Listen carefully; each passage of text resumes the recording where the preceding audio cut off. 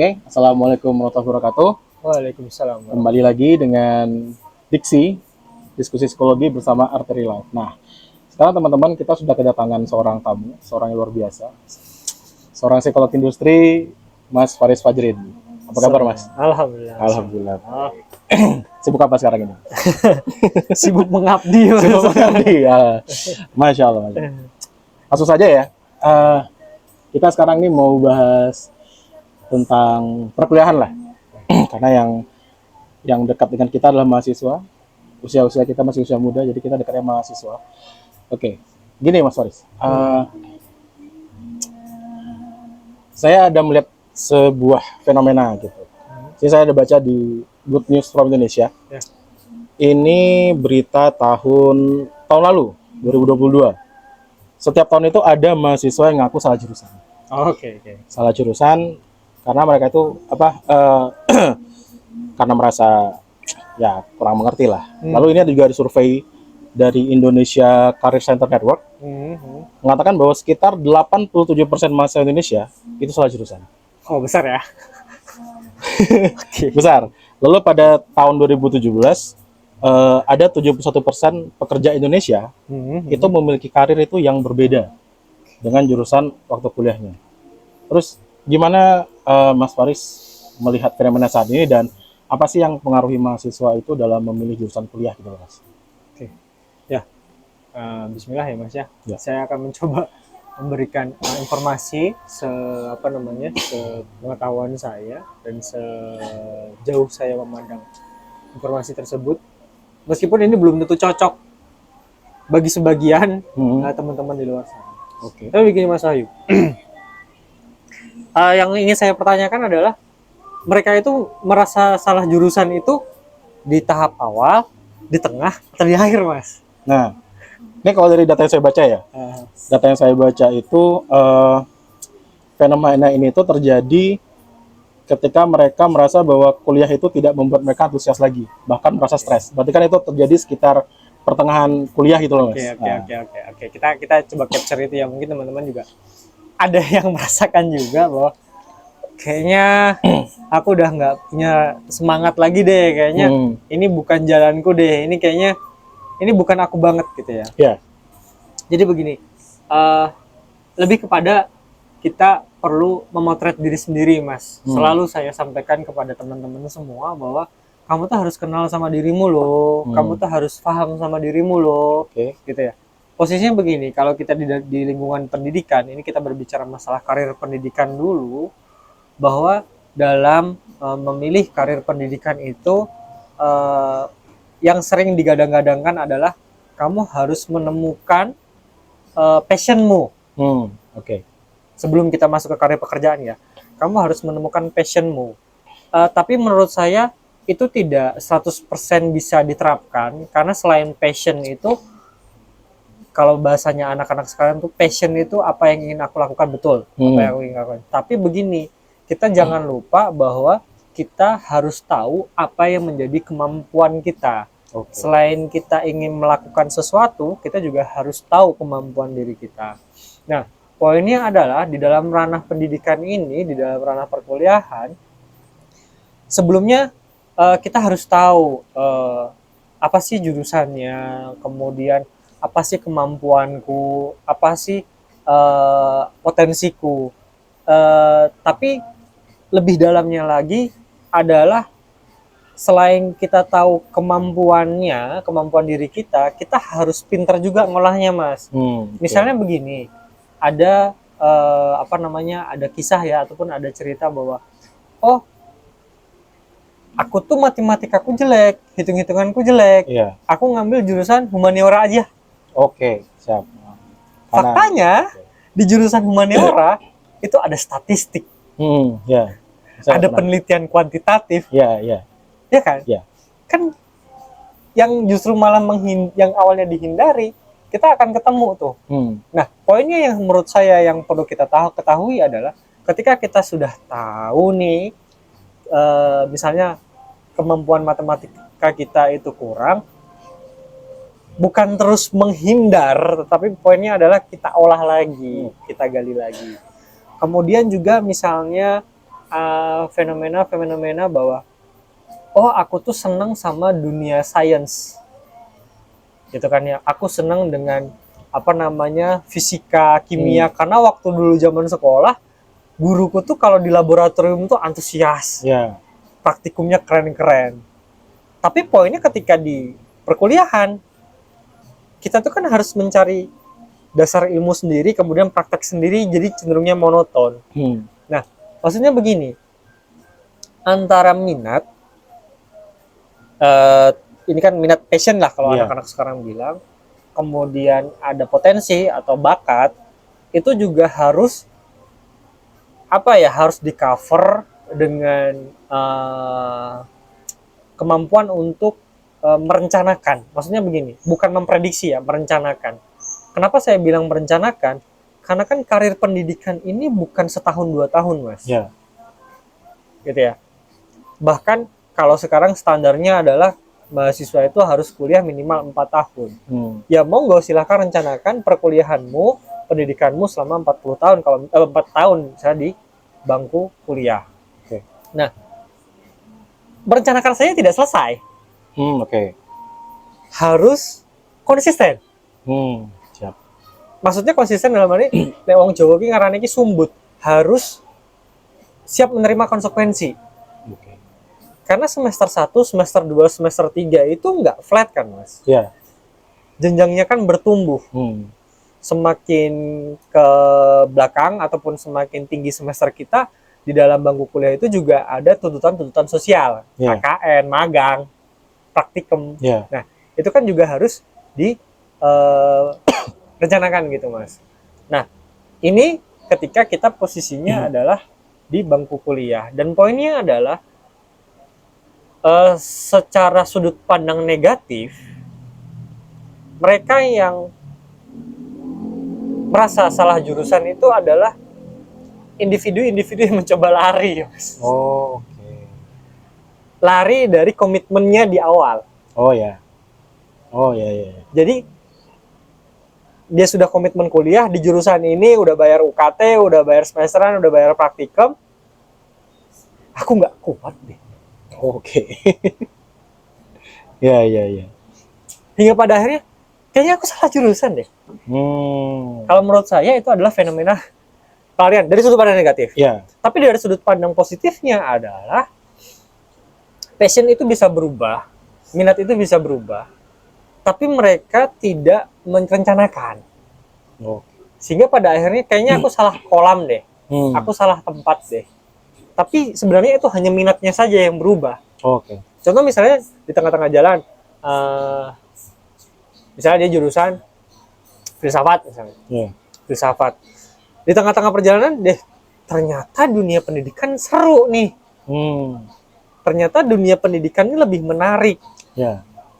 Kan bukan berarti posisinya adalah dia salah di kuliah filsafat gitu kan. Tinggal di combine aja bahwa ilmu filsafat itu juga bisa sih disinkronkan ataupun dikolaborasikan dengan dunia pendidikan, dengan ilmu pendidikan. Nah, yang seringnya adalah tadi pelarian, Mas. Masuk pelarian dengan gampang menyimpulkan kayaknya aku salah jurusan. Bisa juga posisinya mahasiswa ini sedang mengalami low motivation. Motivasinya rendah. Mungkin posisinya adalah, kan itu seleksi alam ya, Mas ya. Ketika semester 1 itu kan masih hahaha sama teman-temannya, satu angkatan, satu jurusan. Semakin ke atas kan semakin terkotak-kotakan lagi tuh circle-nya. Poinnya nanti ketika semakin bertambah semesternya kan semakin kecil tuh lingkungannya. Nah, posisinya adalah lingkungan ini suportif nggak untuk karir pendidikan ya, untuk kuliahnya. Kalau posisinya teman-teman itu ketemu nih sama circle yang ambisius dalam menyelesaikan kuliahnya, itu dia nggak akan ngerasa salah jurusan tuh. Maksudnya di sini ambisius dalam hal positif ya, karena kita hidup tanpa ambisi itu nggak hidup gitu loh. Bagai sayur tanpa garam lah gitu. Gitu loh. Pendorongnya, daya dorongnya nggak ada nih. Nah, jadi poinnya adalah saya boleh, mungkin kalau misalnya ada variabel tambahan dalam survei salah jurusan itu, bagaimana lingkungan sosialnya, bagaimana lingkungan perkuliahannya. Tapi itu survei sudah berjalan ya. Tapi poinnya adalah Yuk kita cari support sistemnya gitu. Apakah dari keluarganya, apakah dari teman kampusnya, teman kuliahnya, teman kelompok belajarnya, teman kosnya mungkin, Iya. yang pada akhirnya saling menguatkan kan. Iya. Support sistemnya saling menguatkan. Nah, saya mungkin tertarik nih dengan menambahkan satu variabel sosial di dalam penelitian itu, bagaimana lingkungan sosial mempengaruhi statement salah jurusan gitu sih Mas. Oh, gitu. Jadi posisinya tadi mengenali diri sendiri, minat, bakat ataupun potensi, kemudian juga merencanakan. Setelah merencanakan, menjalankan secara konsisten. Ini bukan terakhir, tapi ini ada satu tahapan yang lain adalah mengevaluasi. Oh, oke. Mengevaluasi perkuliahannya begitu ya? Iya. Jadi tadi kan sudah tahu nih minat bakat. Kemudian aku rencanakan nih semester 1 kan biasanya ada KRS ya, kredit rencana semester. Itu kan biasanya tuh di dalam jurusan itu kan ada semester 1 mata kuliahnya ini, semester 2 mata kuliahnya ini, jatah SKS-nya berapa. Nah, ini tuh direncanakan. Oke. Nah, kadang-kadang ekspektasi mahasiswa itu juga berbeda. Ada yang, wah pokoknya gue harus ngambil SKS full. Setiap semester tuh jatah, misalnya 24, 23 itu diambil full. Tidak melihat kemampuannya. Misalnya contoh tadi kenapa evaluasi di sini penting, misalnya contoh di semester 1 aku ngambil 20 SKS, IPK aku cuma 2,8. Dianalisa, refleksikan diri lagi, ternyata poinnya adalah aku tidak mampu atau aku kurang mampu fokus terhadap mata kuliah yang ada. Langkah di semester 2-nya ketika KRS-an, coba tuh dikurangin Mas. Meskipun jatahnya 24 misalnya, dia kurangin. Kenapa? Di semester 1 yang 20 dia nggak optimal nih. Nah, di semester 2 yang jatahnya 24, jangan ngambil 24, wong ini 20 sudah kurang baik ya, kurang optimal. Ketika ada jatah 24, dia kurangin jadi 18, 19 SKS. Harapannya agar lebih fokus. Gitu loh. Cuman kan kadang-kadang kan mahasiswa tuh, buang-buang waktu kamu. Mending maksimal sekalian. Tapi posisinya kan masing-masing orang punya kapasitasnya gitu. Gitu loh. Bisa juga kalau misalnya yang sekarang ngetren, ya ketika kamu punya kelonggaran waktu SKS, bisa buat healing lah gitu loh. Biar balance. Biar nggak stres pas kuliahnya. Mungkin begitu. Itu mungkin saya. Jadi maksudnya faktor evaluasi di dalam perencanaan ini penting untuk tahu kapasitas diri. Jangan sampai tadi 20 SKS aku keteteran, semester depan ngambil 24. Tambah kacau nih. Gitu loh. Memang temponya jadi sedikit lebih lama, tapi lebih sesuai dengan dirinya, bukan dengan ekspektasi orang lain. Paham ya maksud saya di sini ya, Mas? Paham. Nah, jadi sebenarnya merencanakan studi kuliah itu sangat individualis. Berarti dari diri kita sendiri gitu ya merencanakan sendiri. Dong. Soalnya yang divisuda kan kita, Mas. Yang ujian kan kita sendiri gitu ya. Tadi support system hanya sebagai pendorong. Dan itu bukan pendorong utama ya. Gitu loh. Itu sih, Mas. Menarik sekali. Ini yang tadi kan mempengaruhi mahasiswa itu tadi kita melihat bahwa kesadaran diri mereka, lalu apa passion mereka, dan juga bagaimana mereka bisa konsisten untuk memilih jurusan tersebut. Nah, tapi ini ada menarik, Mas. Kalau seandainya gini, mahasiswa ataupun calon mahasiswa itu sudah membuat sebuah perencanaan, tetapi mereka masih merasa salah jurusan gitu loh, Mas. Itu kenapa bisa kayak gitu nih, Mas? Iya, ada fenomena seperti ini. Jadi tadi, Mas, rencana ini harus konsisten. Misalnya begini, Mas, kita tetapkan visi, atau tetapkan visi lah, cita-cita dalam koridor yang kadang-kadang begini, Mas, fenomenanya kita merencanakan untuk 10 tahun ke depan, 10 tahun lagi sudah tidak relevan. Seperti itu. Karena ya kemajuan teknologi, perubahan ya sosial dan ilmu pengetahuan yang sangat signifikan. Bahkan pun posisinya adalah ketika kita merencanakan 20 tahun lagi, ketika 20 tahun itu sudah tercapai, itu sudah tidak relevan. Nah, maksudnya begini, kita harus agile juga, harus adaptif. Siap. Ya kan, harus adaptif. Poinnya adalah adaptif ini bukan menjadi kambing hitam dalam menjudgment salah jurusan.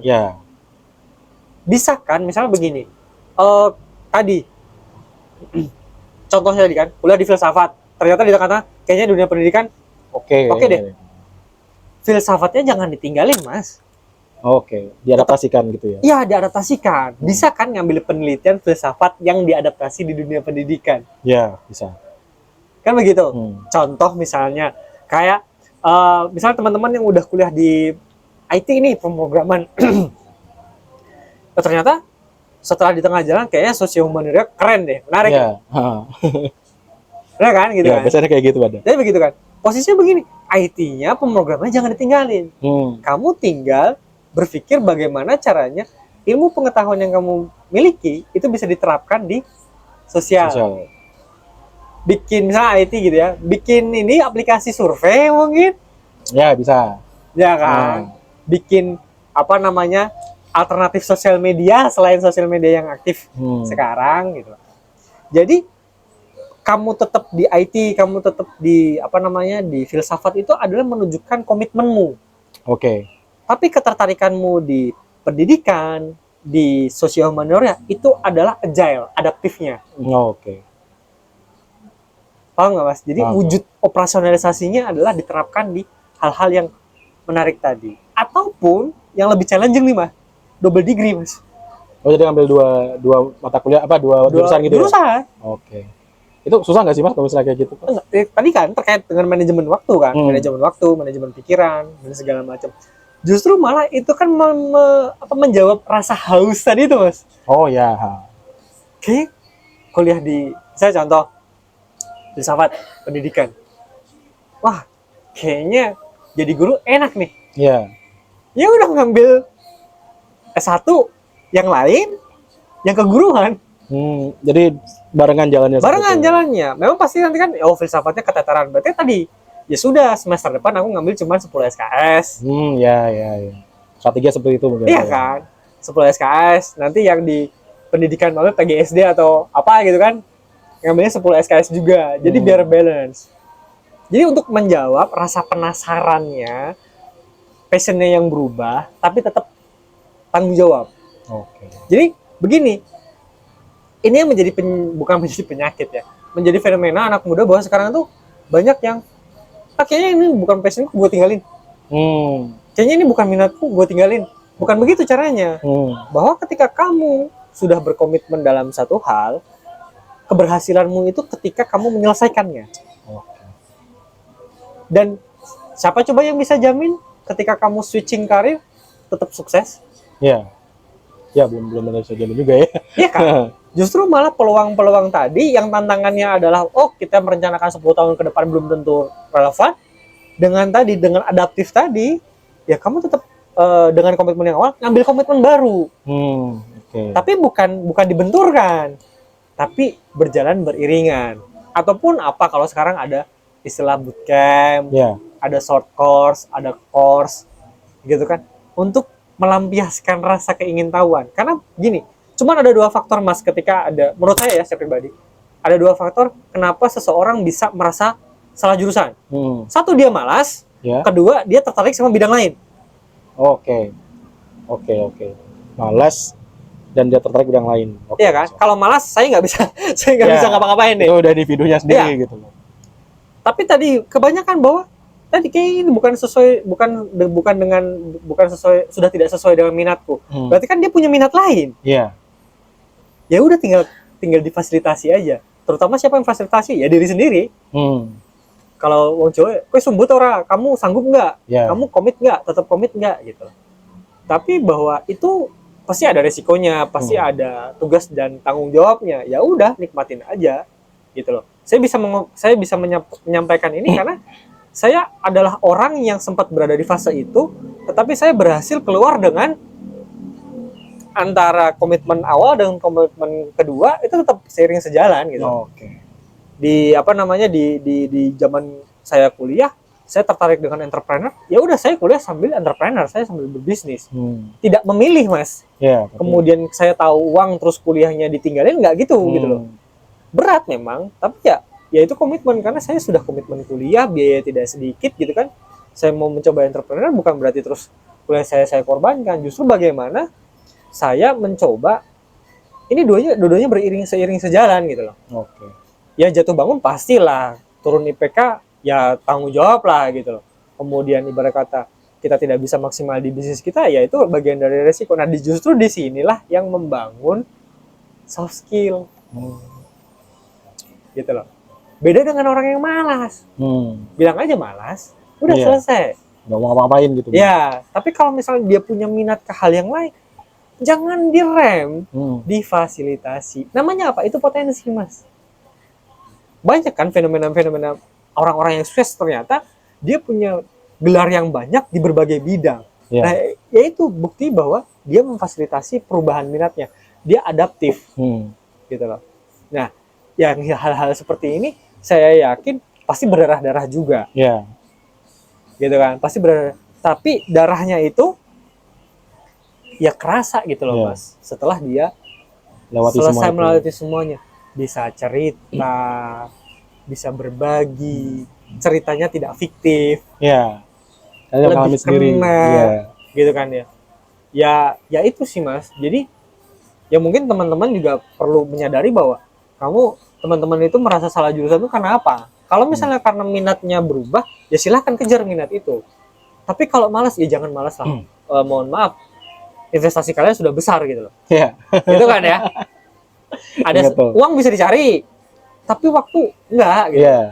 Mungkin kalian butuh ambil cuti, oke, ngambil cuti, pikirkan baik-baik. Tadi kalau misalnya low motivation, ya kalau low motivation istilahnya malas lah. Low motivation, cari support system, bangun lingkungan baru, ataupun kumpulkan lagi motivasinya.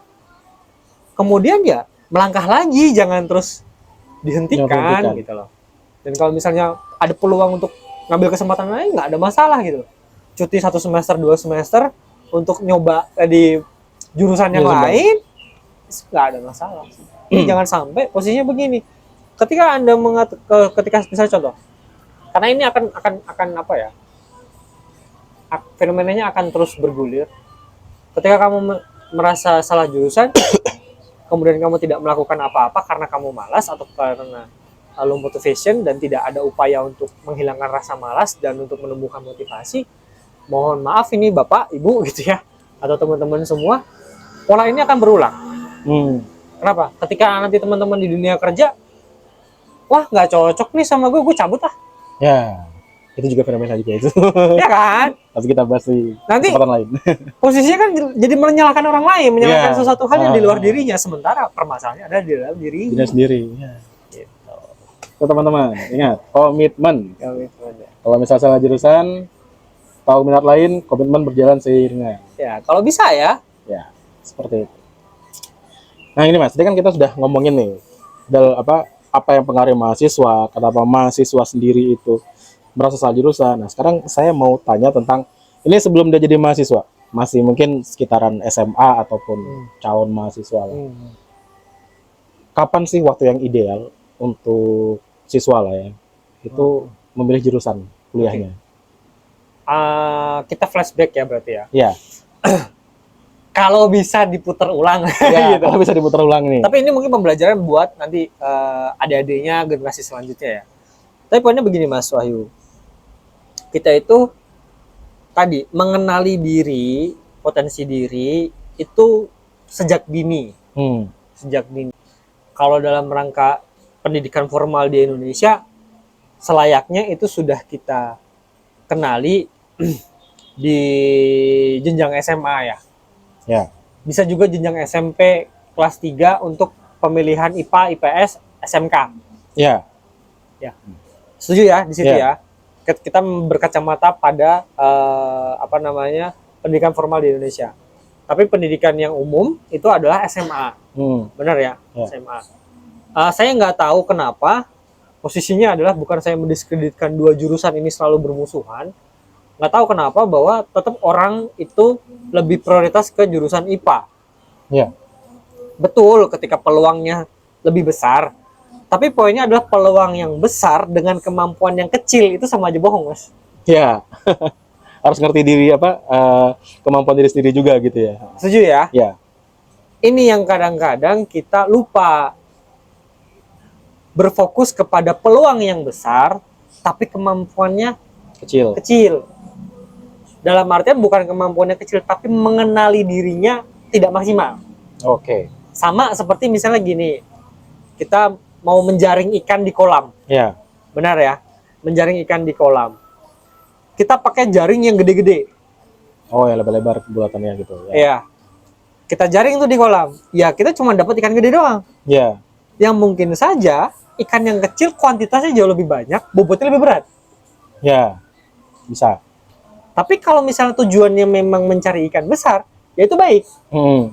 Ya jangan hiraukan tuh ikan yang kecil-kecil. Ya. Begitu juga sebaliknya. Ketika posisinya kita pakai jaring yang kecil, ikan yang kecil dapat, ikan yang besar dapat. Tapi daya angkat jaring itu kita mampu nggak? Nah ini deh. Oke. Ya kan, jadi banyak faktor nih mas.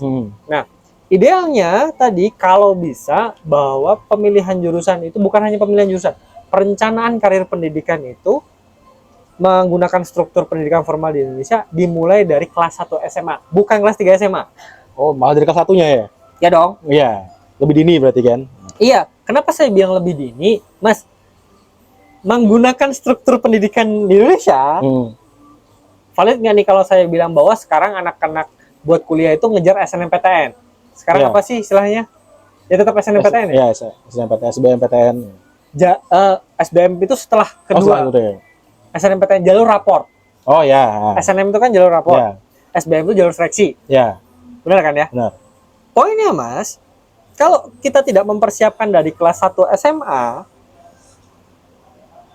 standar raportnya itu kan bisa fluktuatif. Ya. SNMPTN itu kan melihat 5 semester mas. Semester 1 kelas berapa sekarang? Kelas 10 ya? 10. Semester 2 kelas 10, semester 1 kelas 11, semester 2 kelas 11, semester 1 kelas 12. 5 semester. Iya. Algoritma seleksi SNMPTN itu adalah melihat konsistensi nilai dari 5 rapor ini, 5 semester ini, Mas. Jadi tidak boleh naik terlalu signifikan, Oke. Tidak boleh juga kalau saya ya pahami ya, naik turun boleh tapi jangan terlalu signifikan. Kenapa? Dibaca oleh algoritmanya adalah, oh kalau dia naik signifikan berarti ini nyontek nih, bukan kemampuannya. Ya bisa. Kalau turun dia nggak serius. Jadi kalau bisa berjenjang naik, ataupun naik turun tidak terlalu signifikan rata-rata raportnya. Makanya saya bilang perencanaan itu harus dari awal. Dari kelas 1 SD. Dari kelas 1 SMA untuk memenuhi seleksi jalur rapor lah. Gitu. Kemudian dalam memilih jurusan, nah mohon maaf nih bapak-bapak, ibu-ibu di rumah atau orang tua di rumah, kadang-kadang kita itu mengambil jurusan itu sesuai hal yang dekat dengan kita. Misalnya contoh saya berprofesi sebagai psikolog, sebagian besar nanti bahwa saya akan merekomendasikan anak saya untuk jadi psikolog. Ya. Begitu juga ketika orang tuanya dokter. Ya, fenomena kayak gitu ada. Fenomena begitu ya. Ini tidak 100% salah. Tapi lihat kemampuan anaknya. Oke. Setuju nggak mas? Setuju. Balik lagi tadi ke kemampuan anaknya.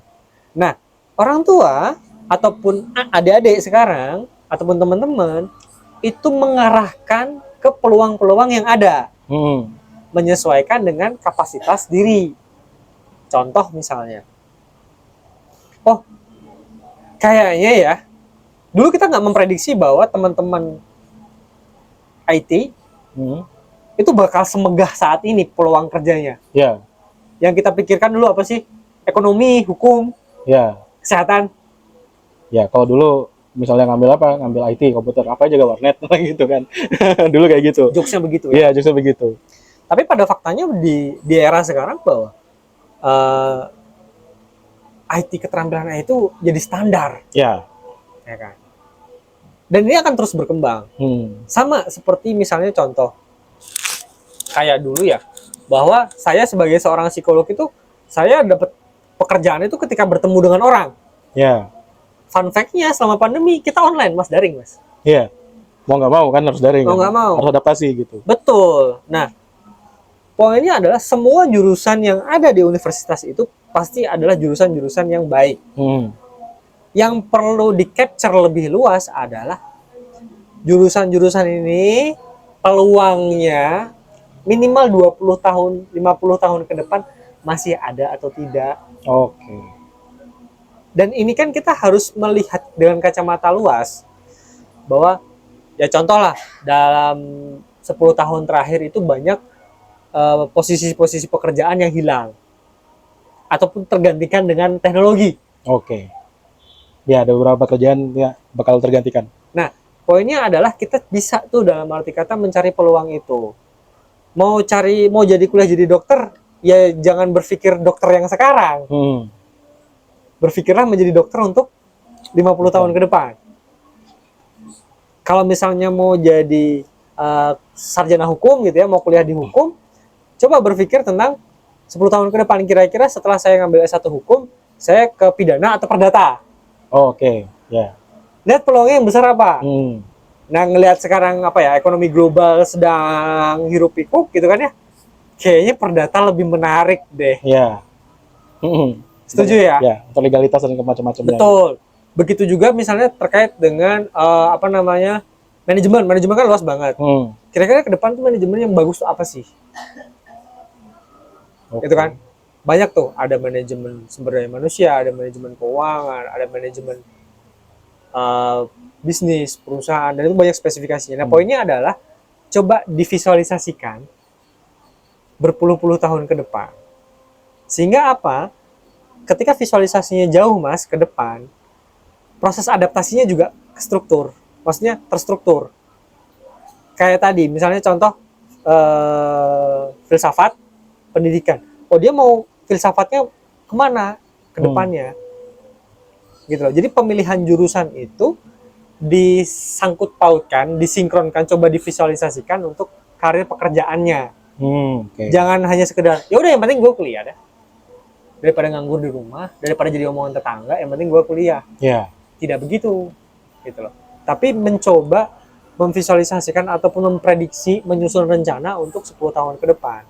Karena apa? Ada salah satu perkataan dari tokoh ya, kuliah itu tidak menjamin kamu sukses. Ya. Tapi dengan kuliah, hidupmu jadi lancar. Ya.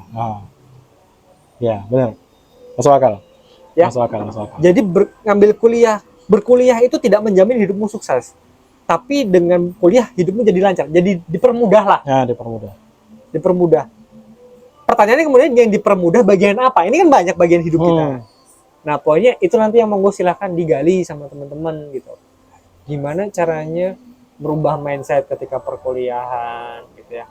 Jadi bukan hanya masalah kemampuan akademiknya saja, tapi kemampuan sosialnya, kemampuan adaptability-nya, adaptasinya, gitu ya. Gitu sih Mas. Jadi sebenarnya ini harus dibicarakan serius dalam memilih jurusan. Iya. Dan fenomenanya mohon maaf di Indonesia itu merencanakan kuliah ini, saya bisa bilang direncanakan mendadak. Ya pas kelas 3 biasanya itu. Dan semester 2 lagi. Iya. Tidak dari awal segitu. Orang tua duduk dengan anak untuk membicarakan jurusan kuliah. Mohon maaf, fenomenanya hanya di kelas 3. Tapi yang baik adalah ketika kelas 1 itu sudah mulai duduk. Nggak apa-apa, ibu-ibu, bapak-bapak. Ketika posisinya di kelas 1, anak-anak nanti akan berubah minatnya, akan berubah ketertarikannya dengan jurusan kuliah. Berarti ketika dia berubah, itu ada proses berpikir. Tinggal orang tua hanya memvalidasi dan memfasilitasi. Oke. Ya. Tapi fenomenanya juga kadang-kadang begini, mohon maaf ya. Orang tua merasa tahu masa depan anaknya. Oke. Padahal menjalani anaknya sendiri, gitu. Ya banyak gitu. Pengalaman juga seperti itu sih, banyak pengalaman. Ya kan? Itu, ya. Kamu harus kuliah di sini. Bapak maunya di sini, ibu maunya di sini. Jadi kita sebagai anak kan nggak punya power buat menolak. Ya. Karena yang biaya juga orang tuanya juga gitu. Ya kan. Pas di perjalanan repot Pak kalau misalnya kesandung gitu. Iya. Ada hambatan tadi, kemudian ada bisikan-bisikan kemalasan gitu. Iya. Terus kemudian beralibi bahwa saya salah jurusan. Kan Kan bapak yang nyuruhku saya kuliah di sini. Ya, Kan ibu yang nyuruh saya kuliah di sini. Udah tahu kan saya nggak mampu. Iya. Gitu. Nanti ujung-ujungnya menyalahkan orang tuanya. Betul gitu. Jadi ini tuh harus dibicarakan baik-baik gitu. Jadi nah, komunikasi itu yang perlu direncanakan dengan baik. Kemudian perencanaannya juga direncanakan dengan baik, Mas. Agar apa? Agar kalau kita naik tangga itu kan satu-satu ya, Mas ya. Nggak loncat langsung naik ke atas. Maksudnya begini, dengan perencanaan itu tujuan di atas tuh jadi lebih mudah. Gitu. Bayangin kalau misalnya contoh, astagfirullahaladzim, ketika perencanaan kuliah baru direncanakan kelas 3 tanpa persiapan dari kelas 1. Kesempatan SNMPTN lewat tuh. Ya.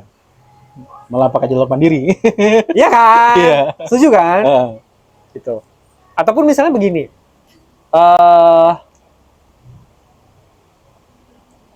Ketika misalnya orang tuanya hanya mendukung kemampuan non akademiknya, misalnya ekstrakurikuler, atletik dan segala macam, yang sebenarnya memang itu bisa jadi tiket masuk buat perguruan tinggi. Ya. Tapi kan terbatas. Ya. Tidak sebesar jalur yang lain gitu ya. Betul kan? Nah, inilah yang perlu didudukkan bersama orang tua dan anak, dan kalau misalnya ada penengah, ada media belajar ataupun ada, ya saya tahu saya Arteri Life ada produk itu ya, layanan untuk pendampingan karir ya, karir pendidikan. Nah, itu bagus banget. Jadi antara anak, orang tua dan ahli ada yang menjembatani lah gitu. Betul gitu loh. Saya tidak menyalahkan, saya tidak mendiskreditkan peran sekolah, tapi orang tua juga terkadang butuh sudut pandang lain. Ya faktanya juga ngelihat sekarang deh, makanya astagfirullahaladzim, fenomena kursus SBMPTN itu kan gila. Maksudnya banyak lembaga-lembaga kursus yang menawarkan, tapi hanya untuk akademik. Ya. Tidak lolos tes. Lolos tes. Iya Pak, Bapak bisa lolos tes. Baru tesnya doang. Ya, belum perencanaannya ke depan seperti itu ya. Nah, begitu. Itu tidak salah, tapi perlu dilengkapi. Ya. Karena apa? Kalau pembekalan tes itu baik, ya. Pasti banyak orang juga yang mau diterima di universitas negeri, universitas impiannya, jurusan impiannya. Oke, tapi itu baru awal, Pak. Ya. Baru awal buat masuk. Baru pintu gerbangnya doang itu maksudnya. Iya, gitu. Jadi perlu dilengkapi dengan pendampingan, dengan mentoring gitu sih, Pak. Ya. Jadi monggo deh, dalam arti kata kita perlu menyampaikan ini juga kepada orang tua, kepada adik-adik yang yang sedang merancang karir pendidikannya di dunia perkuliahan. Nah, yang hal-hal seperti ini tuh bukan hanya yang penting kuliah, bukan hanya yang penting lulus, tetapi semua terencana dengan baik. Posisinya adalah ya kita untuk menggenggam dunia, ya kan ya. Kalau ada kata baik itu, kejarlah dunia seakan-akan kamu hidup 1000 tahun lagi. Ya. Tapi kejarlah akhirat seolah-olah kamu mati besok pagi. Kan dunianya dulu, Pak. Ya. Sama kalau misalnya saya ya di doa sapu jagat itu, Rabbana atina fid dunya hasanah. Iya. Wa fil akhirati hasanah. Dunianya di depan, Pak, kejar. Dan menaklukkan dunia itu nggak semalam gitu. Iya. Panjang. Panjang. Makanya kan saya kadang-kadang lucu. Loh, Mas, Mbak, sampean cuman ikut cuman mempersiapkan pemilihan jurusan cuman 1 tahun, 1 semester bahkan 1 semester terakhir ketika kelas 3. Kemudian ikut kursus ini itu untuk lolos seleksi. Sementara Anda itu kuliah itu 5-6 semester, 7 semester, 8 semester. Iya, tidak ditentukan dari 1 semester terakhir SMA gitu kan. Betul gitu loh. Nah, inilah yang kita perlu fasilitasi, Mas. Perlu sampaikan kepada orang tua, kepada adik-adik generasi pelanjut kita bahwa rencanakan sedini mungkin dan juga evaluasi sedetail mungkin. Agar apa? Agar potensi adik-adik, agar minat adik-adik dan peluang kerja di masa depan itu ketemu, juntrungnya ketemu, endingnya yang baik, yang sesuai dengan harapan. Gitu sih, Mas Wahyu. Oke, luar biasa sekali. Itu ya, adik-adik, teman-teman, orang tua sekalian. Kalau mau milih jurusan kuliah itu kapan waktu idealnya? Ya dari sedini mungkin. Dari kelas 1 SMA semester 1 sampai kelas 3. Jadi ibaratnya itu perencanaan itu harus bagus dan juga untuk merencanakannya tidak semalam tapi juga ber berkelanjutan seperti itu. Oke, terima kasih. Terima kasih Mas Faris atas waktunya dan juga terima kasih atas ilmu yang sangat bermanfaat bagi kami semua. Oke teman-teman, jangan lupa di klik subscribe-nya, di follow IG Arteri Live yaitu arterilive.id dan di follow TikTok kami di arterilive_id dan sampai jumpa. Saya Wahyu Pon pamit, sampai jumpa di diskusi psikologi by Arteri Live selanjutnya. Assalamualaikum. Assalamualaikum.